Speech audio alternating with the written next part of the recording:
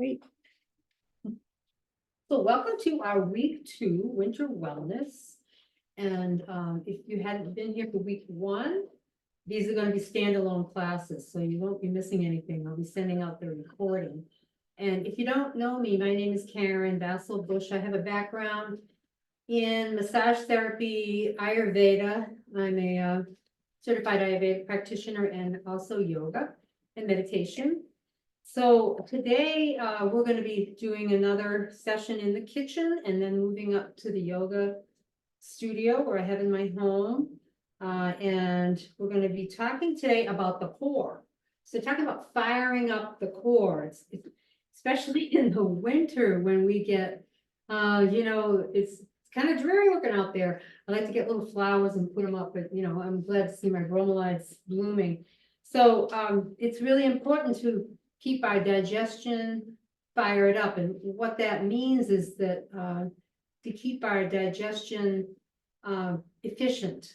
And in Ayurveda, they talk about digestion, not just eating, but also eliminating and absorbing. So it has like a 3-part component to it. I'm just going to show you my first screen.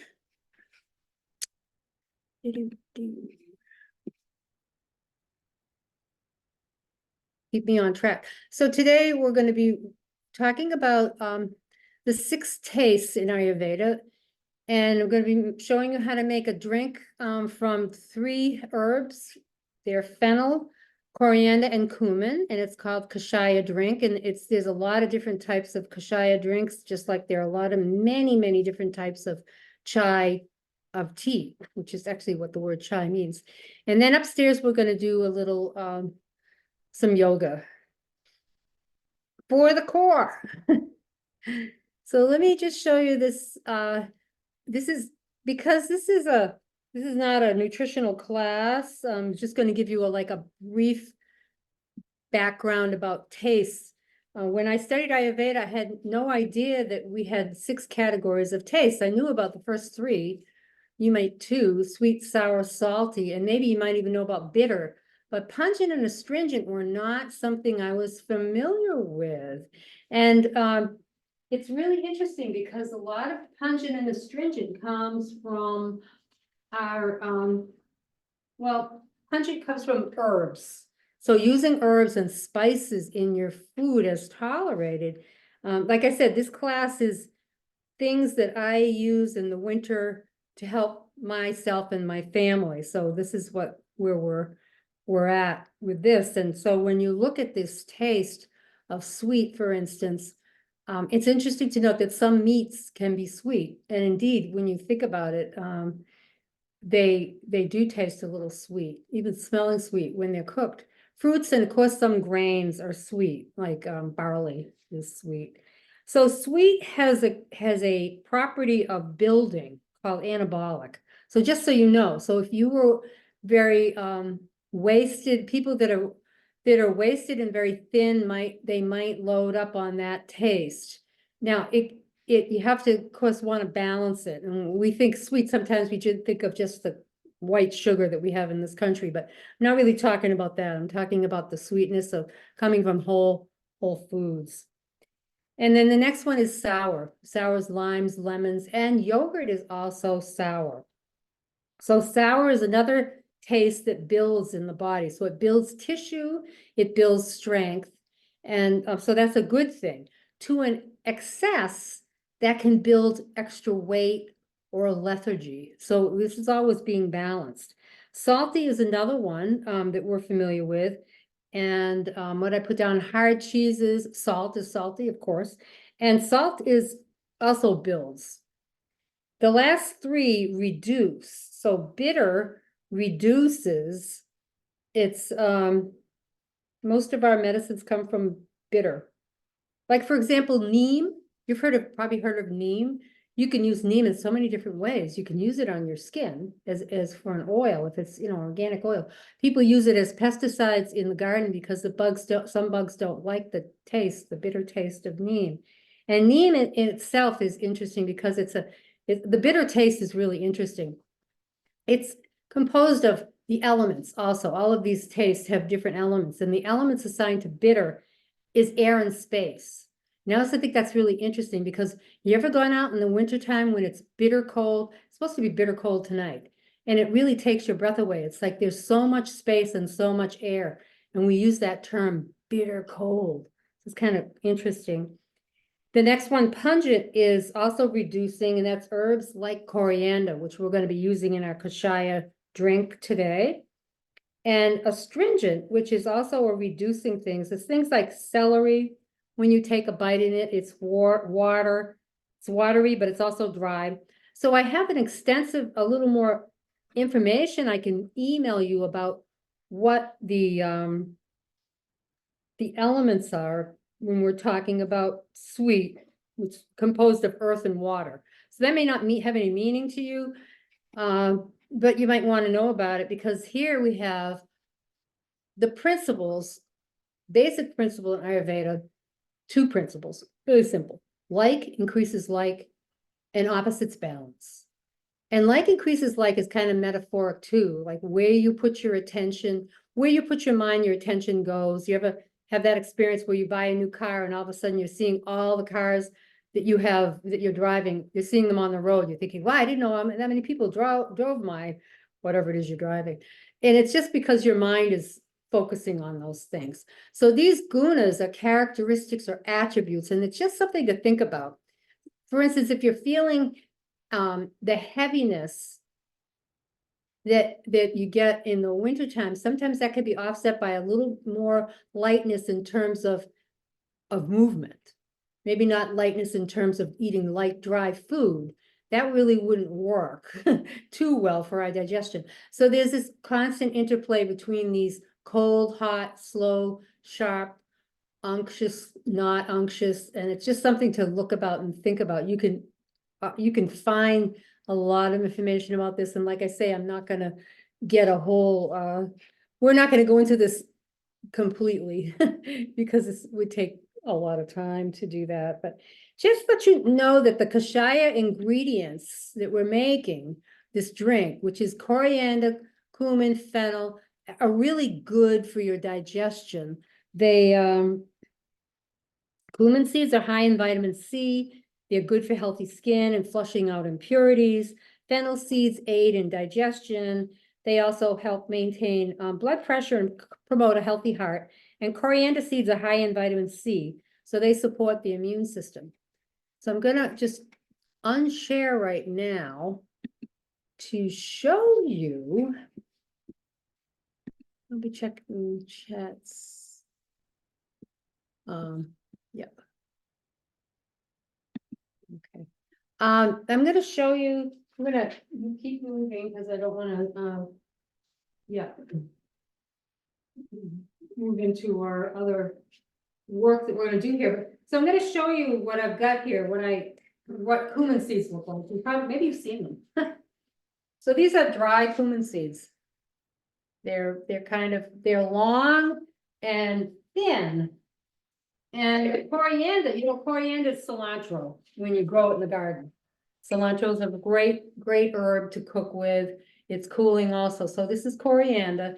And actually, to tell you the truth, I don't have any fennel with me. I looked in my cabinet and I had fennel powder. What I do have is a mix, which is already pre-made, even though this recipe called for a ratio of cumin, coriander, and fennel. But I have a mix from a company called Maharishi Ayurveda, and it's a mixture of cumin, coriander, and fennel.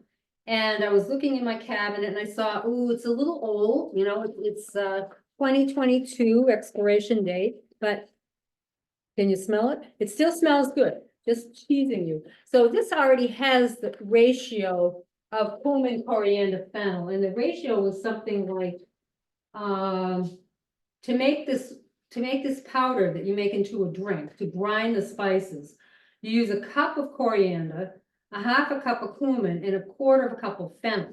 So you can see there's a ratio there, but I don't have to worry about that because I'm just, like I say, I've got this mixture.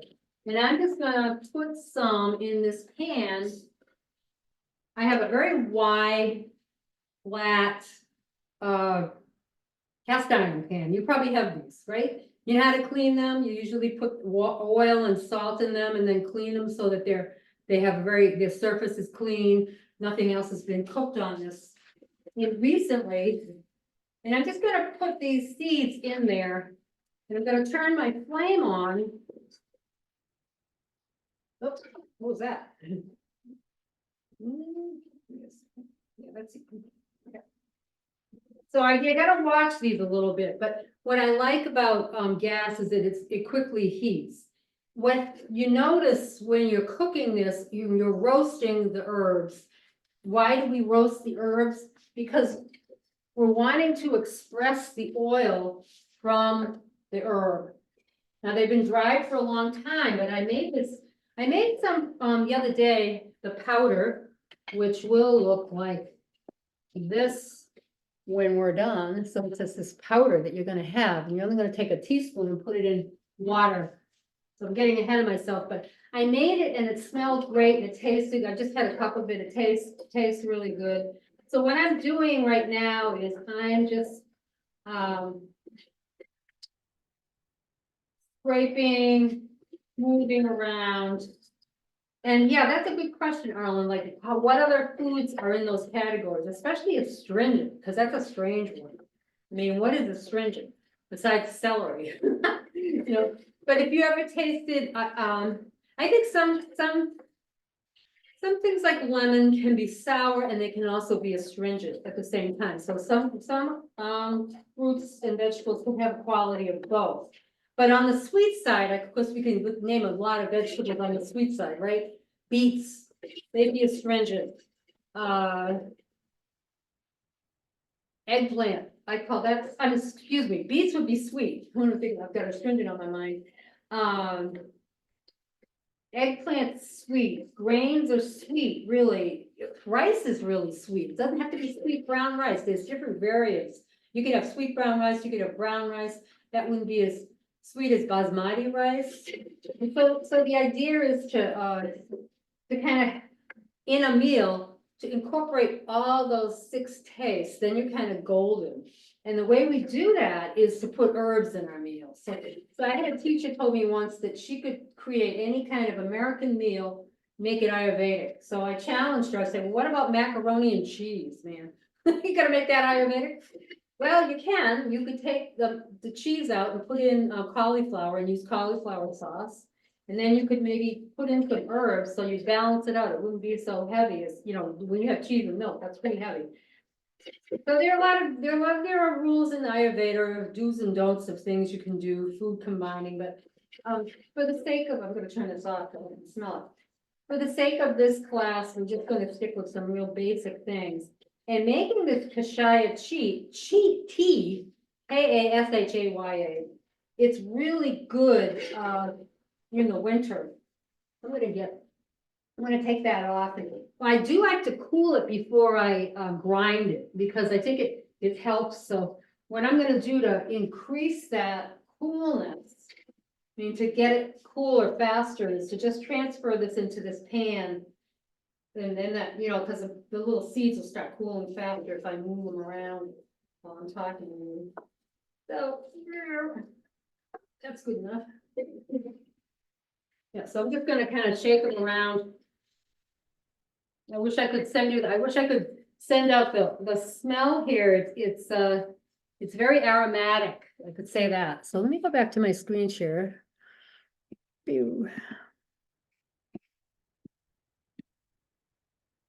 Share.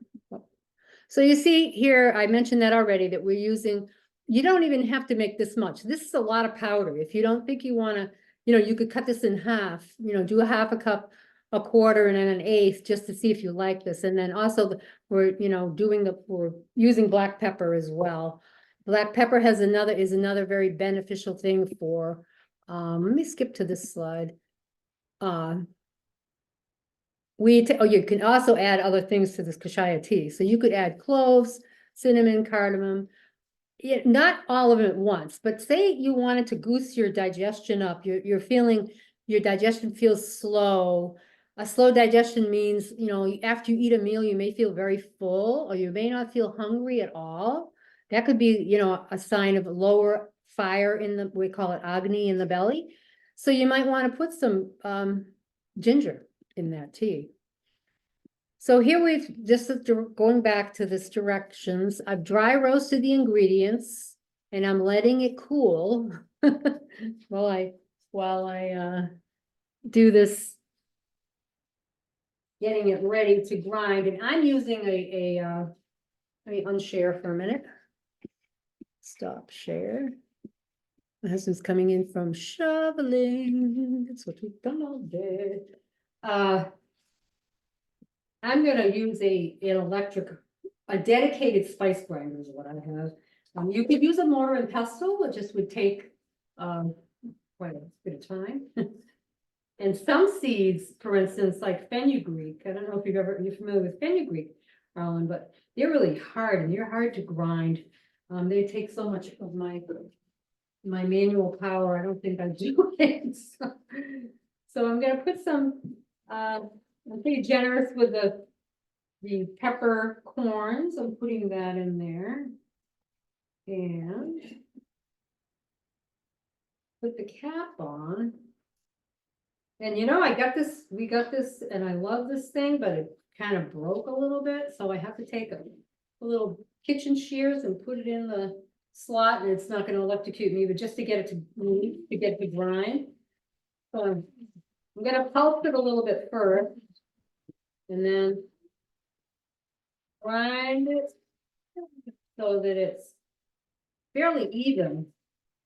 The coriander seeds are bigger, you know, they're wider, round balls.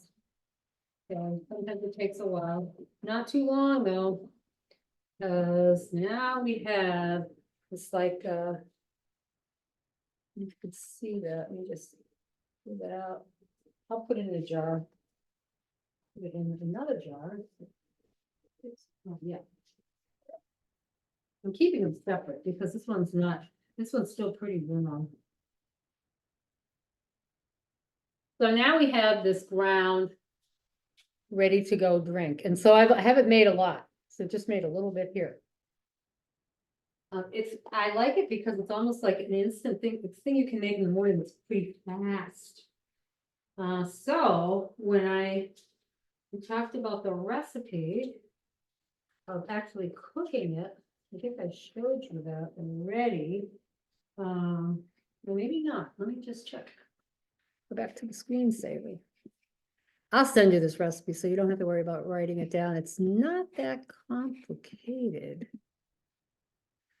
Yeah, so you boil a cup of water with a so back to this. Stop share. So my water. I advanced the water with an electric cup. You can't see it off screen, but I used some more. Let me take this out. I'm going to be grinding those later. I need my pot. Yeah. I'll grind those later. So if you want to make this a single serving, it's a cup of water, and I'm just going to heat it on the stove. And immediately you can put in a teaspoon of this powder. You don't have to wait. This, right? Yeah, a teaspoon. I think I just made it for myself with a half a teaspoon. So I'm putting in a teaspoon, and you have to wait for it to boil. And you only boil it for 2 minutes, so it's pretty fast. If you want, you can add a sweetener to that right away. I have raw sugar. I haven't used that in this. You have honey. I would only put that in after it's cool. But today I used agave at the end, and I kind of like the taste of it. So I may do that at the very end. It's not a caffeinated drink, but I do recommend, and I can't tell you why, other than the fact that after 5 o'clock, our digestion usually quiets down, is that you should have this before 5 p.m. because basically speaking, in Ayurveda, they recommend your biggest meal be at noon when your digestion's strongest. So I think that may have something to do with the fact that the herb may not be as efficient or beneficial to you if you have it late. Not that it would keep you up at night or anything like that, but. So it's beginning to show me a little bit of boiling. And with the chart that I'm sending you about the 5 tastes, I can also, I think I have some references to what other food types are in that. But basically your pungent and your bitter are herb type things that help aid digestion. If you've ever watched any cooking shows of other nations, there was one on, it was really interesting. She went through different, I think it was fire, salt. She went through different things and she was just showing us how much those things affect what you're cooking. And I know when I was in last year, I went to Albania and we had a fish meal, and they literally took a fish that was fresh and whole, wasn't been gutted, and they poured salt all over it, and that cooked it because it was so hot. The salt penetrated the fish. And then they opened it up and they flaked off the fish. I mean, it was just like a crazy way of cooking, but not unusual to them. So I'm just gonna keep an eye on this because I didn't set the timer. So 2 minutes is pretty short. And then what you want to do is turn off the heat. I'm gonna do that quickly. And then you're gonna add whatever milk you want of your choice. Whoops, not that, that wasn't milk. So I used cow's milk this afternoon. I think right now I'm just gonna use a little soy milk. It gives you the proportion 2 to 4 tablespoons, but you know, you can probably eyeball that. I mean, I do all the time. You should eyeball it. Shouldn't get that figure that out. And because this Kalufa milk, it says it's unsweetened, but to me it tastes kind of sweet anyway. So I probably won't even add a sweetener to that at all.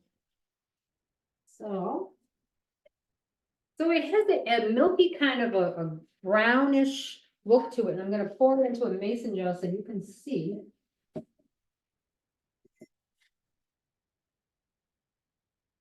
See quite a bit. So you strain it because you have if you don't, you have strain it because this is you have the herbs at the end that just like kind of like sitting in the bottom of the strainer there. So you want to kind of get that out. And there it is. So it's a little, it's not very thick, it's kind of thinnish. It does smell like cumin and coriander, and this one I could add a little sweetener. I get to tell you the truth, just a pinch. So let me get, let's go back to the screen share. Check my time. What do we got? Oh yeah, good. So we're doing good with time. All right, so I had the dry roast, and then I talked about, I already showed you this, about adding other things. And so we're gonna go upstairs. Just have another picture of a fire thing here, and I think you can even see the fire crackling. That's the fire crackling last week in our Chulikivi. So what I'm gonna do is I'm gonna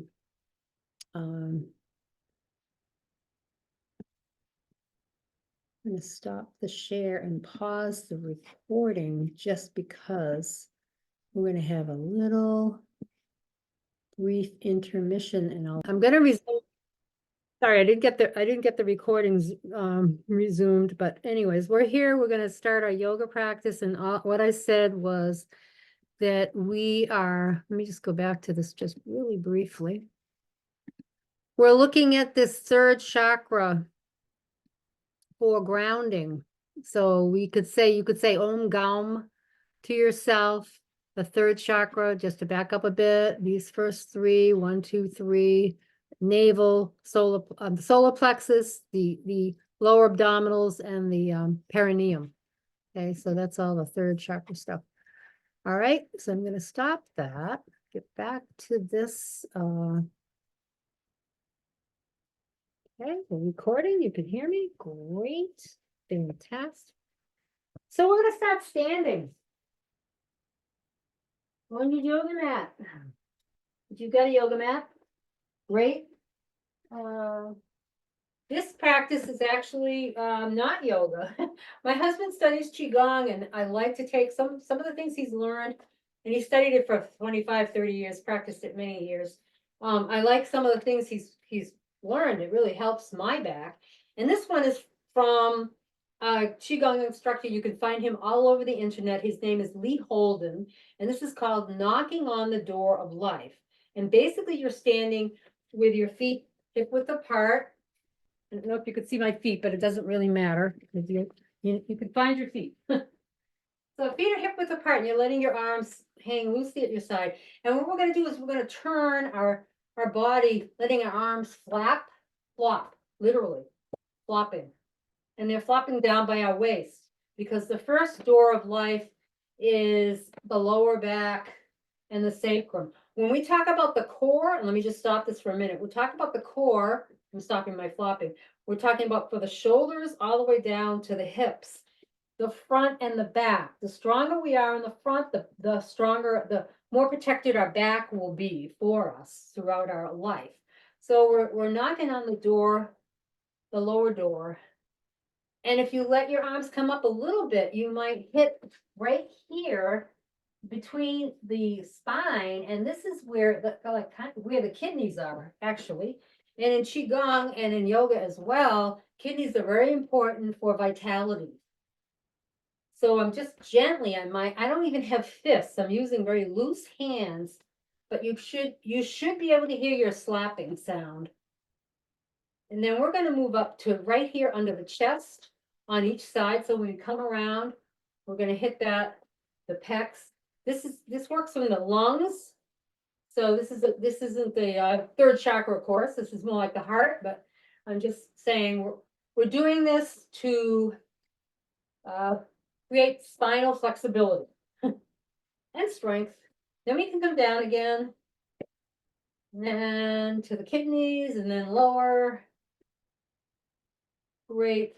And then just release and let that go for a minute and just stand. You could stand with eyes opened or closed, and just notice what you notice. Take a breath in and breath out. So you might feel a little lighter because it's movement. Again, the opposite of heaviness is lightness. So we just created a little lightness in our body, which really makes a nice balance, because in wintertime we have a lot of dark, heaviness. So we're going to come down to our backs. Let me see. Can you see me here? I guess you can. Let me just make sure. You can listen to my words more than my visual. You don't need my visual, but I want you to lay down on your back and find a resting spot. If you like, you can just put your hands behind your head and just stretch out the back of the neck for a minute and then let it rest. Rest down. Let your arms rest like as if they were in Shavasana. And again, thinking about the shoulders, press the shoulders into the floor and release them. And then put your hands on the hip crease there where your ilium is, the bone. You could find that bone. You can put your fingers on the bone and let your thumb rest on the lower rib. And I want you to imagine you're bringing the lower rib closer to the ilium. So you're doing a little pelvic tilt like this with your body. And with our breathing, we're going to be inhaling when we roll the tailbone down towards your feet.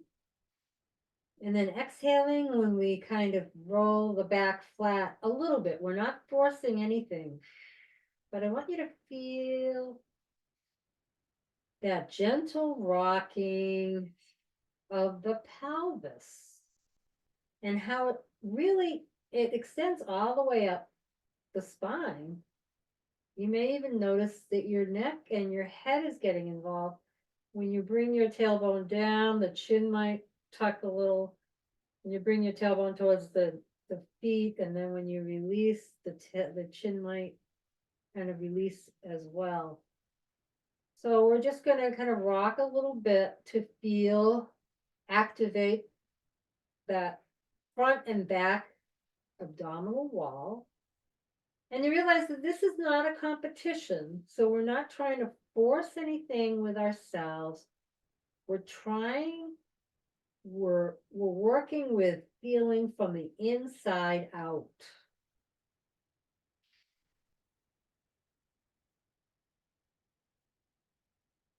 Nice.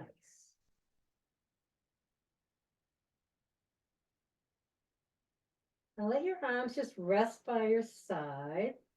And I want you to just bring your feet a little closer to the heels, a little closer to the glutes. And we're just going to roll up one vertebrae at a time in a really shallow bridge. You could turn your palms down. And then we're going to just come straight down, not rolling down. So we're going to roll up from the tailbone up to the shoulders, and then we're going to just come straight down in a one unit. So why am I doing it that way? Sometimes this is a really good way to protect your back. Inhale, coming up, and exhale, coming down. But there's no hard and fast rule to any of this. It's creating an awareness. All right, and then release that. Let's bring right knee up and let that go, and left knee up and let that go, and then right again.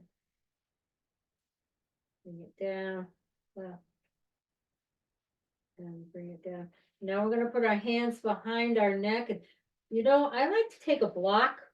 If I'm going to activate my core and maybe I've overworked my back, shoveling, I'm going to put my head on a block because I won't be lifting with my neck. So I'm going to keep that head on top of a block or your hands, and I'm going to raise the right knee up and then bring it down like you're just testing water. So you're just lowering the leg and raising it. And I'm only raising the knee up to hip width. I'm not going any further. So I want you to feel this engagement in the lower abdomen of the right side. So it's almost like you can feel a little movement in that psoas, the muscles that have to do with flexion. And then release. Inhale, bring the left knee up just as far as just parallel. The leg is, the thigh is at a 90 degree, and then we're going to drop the toe, bring it up, drop, bring it down. So you exhale, inhale, come up, exhale, come down, inhale, come up. Now bring them both up, and then down, and then up, and then down, blow out, and up, and down. You have slight curve in the low back, and down. You could feel this in the lower abdomen, and down, and up, and down. Nice. And release the head. Stretch out the whole body. I want you to open the feet like starfish. Okay, I have a wall on one side, so I won't be able to do it completely evenly, but I want you to open your arms and your legs and just kind of move them around a little bit. Great. And then coming back in. Now, if you want to try it without the block, or if you want to continue with the block, it's totally up to you. We're going to put our hands behind our head, and the elbows are wide, and I'm going to lift up like I'm looking at the ceiling, but I'm thinking very conscious of looking between my knees, and I'm going to just raise and lower. So I'm going to inhale when I lower, and exhale, bring up, inhale, lower, exhale up, inhale, lower, exhale up, inhale, lower, exhale up. Head down again. Knees are down, feet are off the floor, and I'm gonna raise the head. And I'm gonna inhale, raise, lower. Exhale, come up. Inhale, lower. I'm just gonna do a few of these very straight. Now, next time you're up there, bring your left shoulder towards your right knee, and then bring your head center, and then right shoulder to left knee, center, and we'll do 5,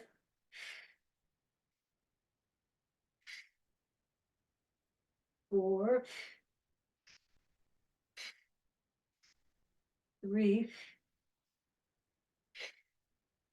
2, 1. Let the head rest. Open the legs out to the side. So they're in Baddha Konasana. And now we're going to raise the head and we're just going to make circles. So I'm holding the back of my occiput and I'm making circular motion with my torso.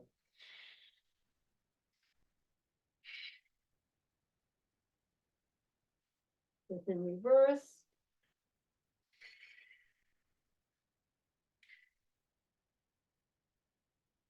Great, lower the head. Let's roll the head back and forth. So you can just give your neck a little release. And then we're going to slowly come on to our quadruped position, hands and knees. So another way to activate the core is with balance. So we're going to do a little bit of balance work. But before we do that, let's just do a few cats and cows. So feel that increase in the spinal flexion, going to neutral, and then letting it go. Letting the belly relax, and then coming back to neutral. So just do a few of these with your breath. Breathing in through the nose. Out through the nose. It's a great way of purifying back and forth. And then let the spine come to neutral. I'm going to extend the left leg out and the right arm. I'm going to flex the left foot. Take a breath and then bring knee to elbow and then straighten out. Knee to elbow. Straighten out. Inhale, exhale. Straighten out. And exhale. And straighten out. One more. Nice. And then lower that down. And we're going to come to the other side. We're going to stretch out the right leg. Lengthen out through the left arm. That leg is off the floor. Take a breath in. Exhale, come together. Inhale, come out. Exhale. Inhale. Exhale. 3 more. 2. 1. Great. Release. Let that go. Let's widen the legs and just come down to a quick, a child's pose. Quick. And see if you can hold on to the abdominal wall when you're in child's pose. You're not letting everything go.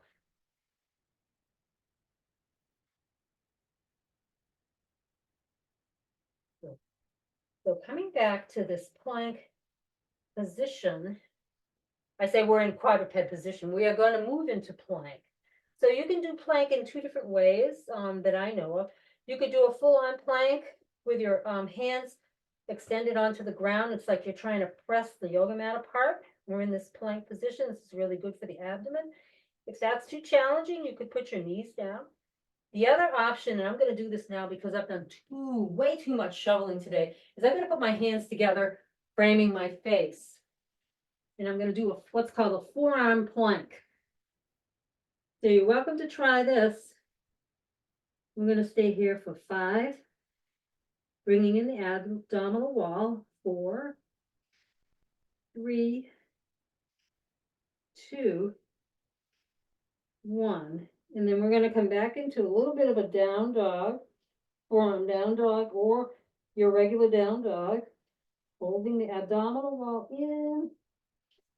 I'm going to have you raise your right leg up, bring it down, left leg up, bring it down. Let's extend out to that plank. Same thing.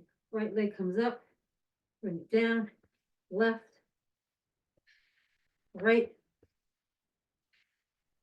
left. One more set. Left.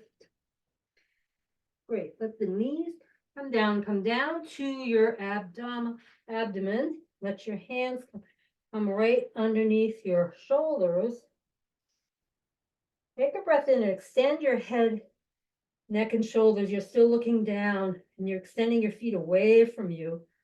And I want you to feel your abdominal wall pressing up towards the spine, so you're using it. And we're going to press up to small Bhujangasana, just for a stretch for the back.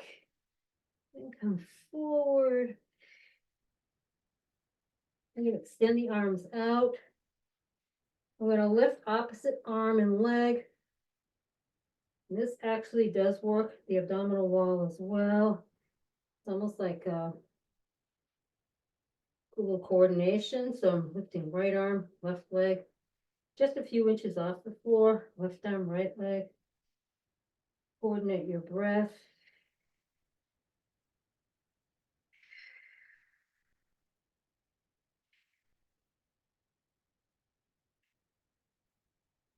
Great. And then slowly, we're going to come up. Let's come back to child's pose once.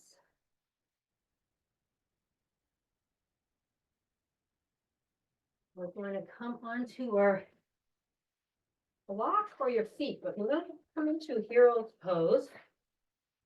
Another way of activating the core is through our breath. So I didn't give you a lot of instruction with breathing, but with yoga, a rule of thumb is when you're expanding out, you're breathing in, and when you're coming in, you're exhaling. Not always true for everything, but we're going to do lion's breath because it's very, very good for this part of the body here, for the immune system and up in the chest, and it's also can kind of come from the stomach. So to do lion's breath, I think all of these things are pretty intuitive, but you want to breathe in through your mouth, through your nose. Then you're going to exhale through your mouth and stick your tongue out. So you're forcing your tongue out and your eyes are rolling up a little bit. And if you have a visual, I like to think of a visual of the, I have two, I think they're lions from Nepal or somewhere, and they have those big eyes, and they're guardians. You know, they're very scary looking. They're outside. Well, they're kind of friendly, but think of that picture of ferocity. So we're going to breathe in. And you can even come forward a little bit when you do this. So we're breathing in. And again, breathe in. Breathe in again. And then let that go. Take a full breath in and exhale. And you can put your hands on the lower abdomen. You can put one hand on the abdomen in front, one hand on the low back, the back of your hand on the low back if you like, sitting in this hero's pose. And want to take a few breaths, and we're going to chant that Om Gaum. Om Gaum. So it's A-U-M. Om is a 3-part sound, beginning, a middle, and an end. And Gaum is, just one part. Almost sounds like gum, but it's Gaum, G-L-A-U-M. And this is for grounding. So we're thinking about bringing the grounding feeling into the lower body, the lower, the solar plexus, the sacrum, the 3 chakras. Take a breath in. Om, Gam. Om, Gam. Om, Gam. And just let that land. And I'm going to ask you to come back onto your back.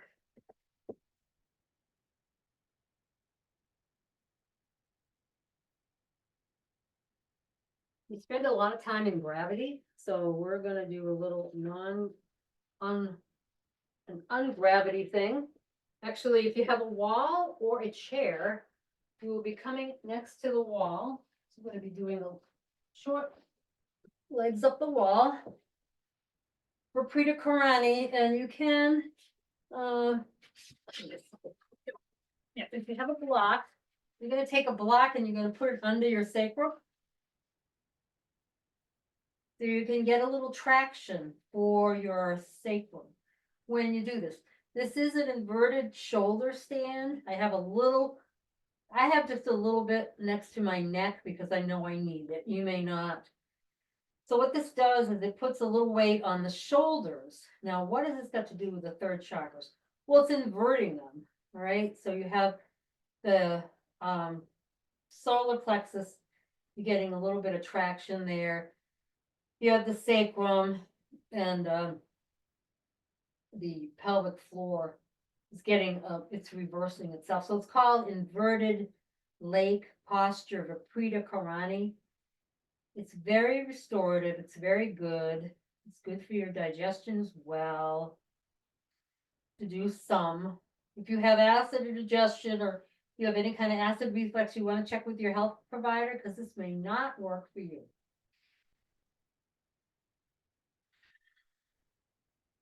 I'm going to ask you just relax in this posture.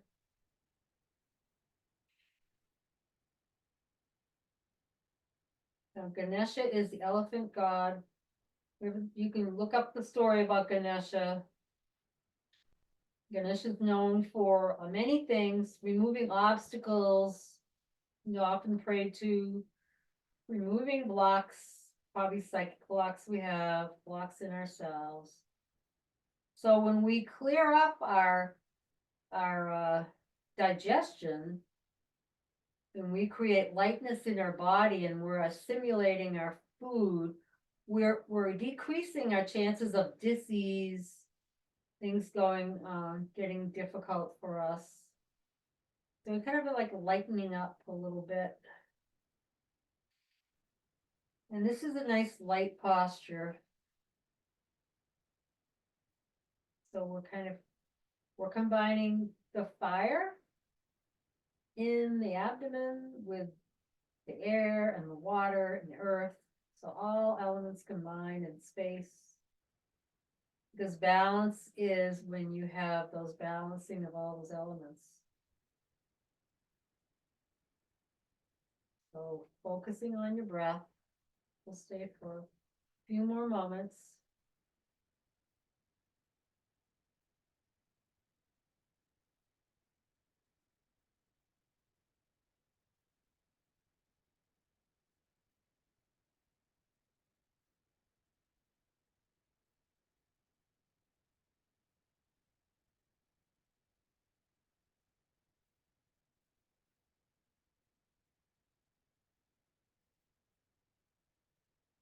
Before you get out of this posture, if you have used a block under your sacrum, under your waistband, you want to take that block out and just let your pelvis, your low back come down to the floor and stretch out your legs on the wall.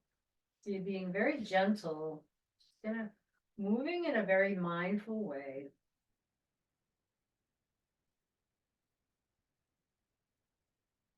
And you can slowly just bring the legs together, roll to one side.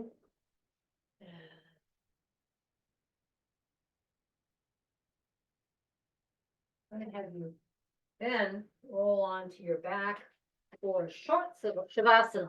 So Shavasana, classic Shavasana. Shavasana classic Here we are, Vishvasana Classic.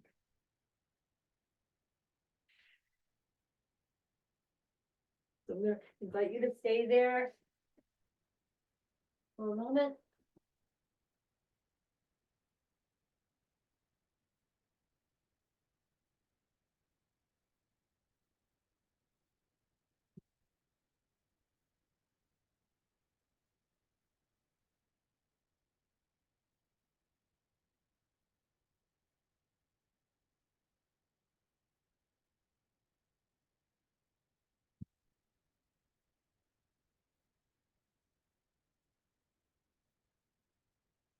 So we've covered a lot of ground here.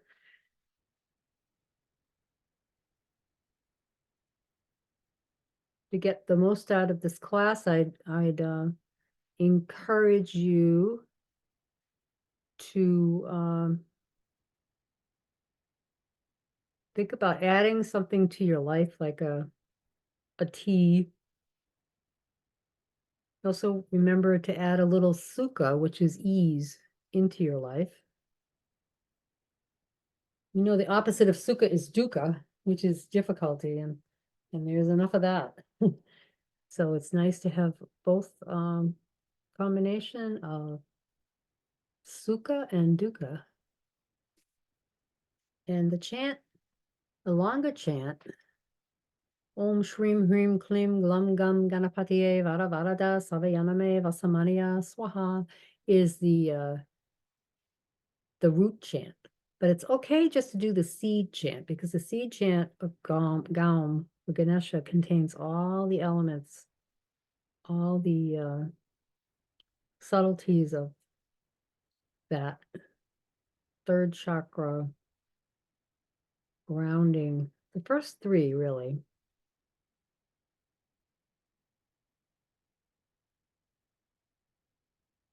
So just very slowly begin to roll onto one side, come up to seated. And we'll just end with Om Shanti, peace, peace, peace. May peace be with you and may joy reside in your heart. Namaste.